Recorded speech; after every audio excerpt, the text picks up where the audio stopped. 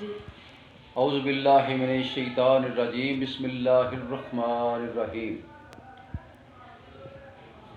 سامعین، ناظرین، آج میں ان شہداء کے بارے میں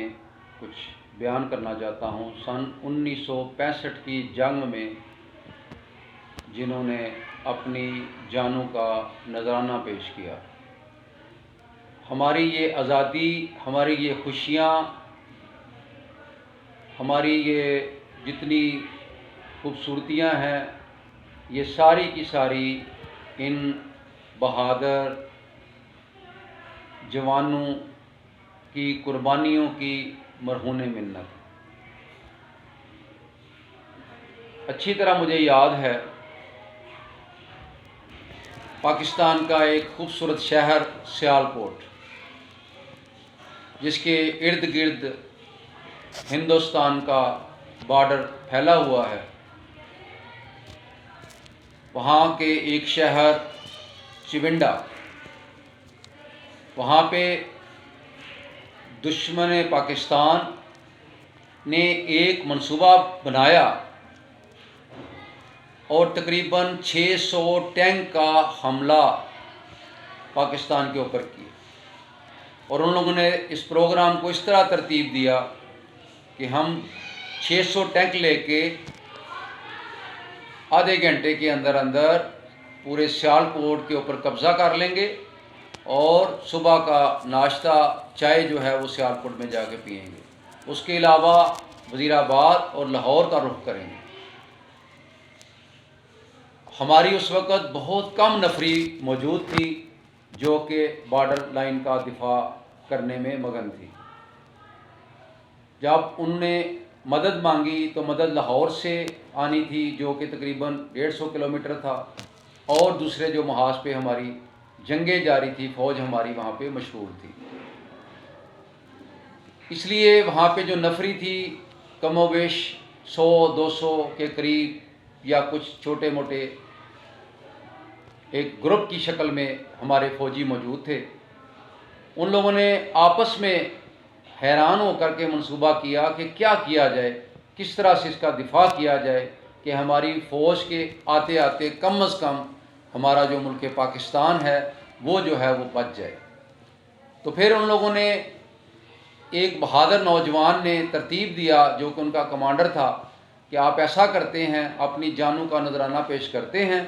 اور کیسے کیا جائے گا اس کو ہم اس شکل میں کرتے ہیں کہ بم جو ہے وہ اپنے جسم پہ باندھ دیں۔ لہذا ان لوگوں نے، جتنے مرد مجاہد موجود تھے، انہوں نے اپنے جسموں کے اوپر بم باندھے، اور پھر وہ ان کے دشمن کے ٹینکوں کے نیچے گھس گئے۔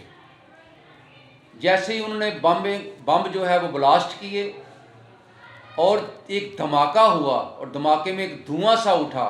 اس گرد و غبار اور دھوئیں میں ان کی اپنی جانیں جو ہے وہ تو چلی گئیں، وہ تو اللہ کو پیاری ہو گئی، لیکن ساتھ ہی اس گرد و غبار میں جو دشمن کے ٹینک تھے وہ آپس میں ٹکرانے شروع ہو گئے۔ ایک کھلبلی سی مچ گئی، اور وہ حیرانی میں اور پریشانی میں آپس میں ٹکرائے اور کہنے لگے کہ پاکستان کی بہت بڑی فوج ہے جس کا ہمیں سامنا ہے، ہمیں تو پتہ ہی نہیں تھا کہ اتنی بڑی فوج کا ہمیں ٹکر لینا پڑے گی۔ لہٰذا ان لوگوں نے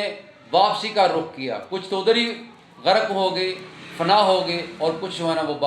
واپس بھاگ گئے۔ یوں میرے پاکستانیوں،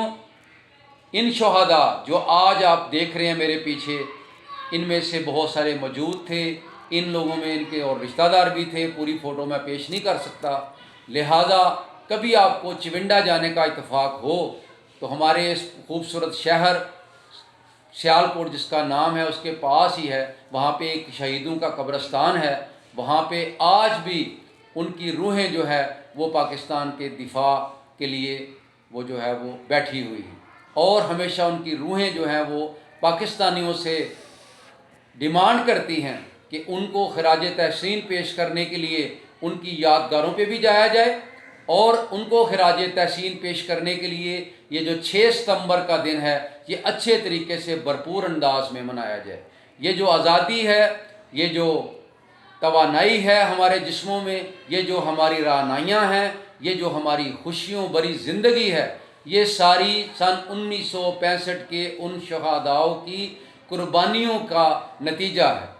اور ہم اپنے ان شہداء کو بہترین انداز میں خراج تحسین پیش کرتے ہیں دل کی گہرائیوں سے، اور ان کے لیے دعا کرتے ہیں اللہ تعالیٰ ان کے درجات کو بلند کرے، اور ان کے صدقے میں ہماری جو ہے وہ جو مستقبل ہے، ہماری جو زندگی ہے، اس کو سنوارنے کا موقع فراہم کرے۔ اور یوں پاکستانیوں، ان کو یاد کرنا اور ان کے نقش قدم پہ چلنا اور ملک پاکستان کا دفاع کرنا، یہ ہم سب کی ذمہ داری ہے، اور آنے والی نسلوں کو ان بہادروں کے بارے میں بتانا بھی ہماری جو ہے وہ ذمہ داری میں شامل ہے۔ مجھے امید ہے کہ میری اس مختصر سی بات کو آپ سمجھیں گے اور اپنے بچوں کو اس کے بارے میں بتائیں گے کہ ملک پاکستان کا جو ہے نام کس نے روشن کیا؟ ان شہیدوں نے روشن کیا ہوا ہے، جن کے صدقے میں ہم آج اپنی آزادی سے گھوم پھر رہے ہیں اور ملک پاکستان کے نعرے لگاتے ہیں۔ تو میرے پاکستانیوں، ہماری دعا ہے ان شہیدوں کی ماؤں کو خراج تحسین پیش کریں، ان شہیدوں کے رفقا کو، ان کے آنے والی نسلوں کو، ان کو ہم خراج تحسین پیش کریں جن کی ماؤں کے سپوتوں نے اس پاکستان کی حفاظت کی۔ اللہ تعالیٰ آپ کا سب کا حامی و ناصر ہو۔ اللہ تعالیٰ مجھے اور آپ کو ان کی عزت کرنے کی، ان کی عزیزوں کی عزت کرنے کی توفیق عطا فرمائے، آمین۔ پاکستان زندہ باد، اسلام پائندہ باد۔ اللہ حافظ۔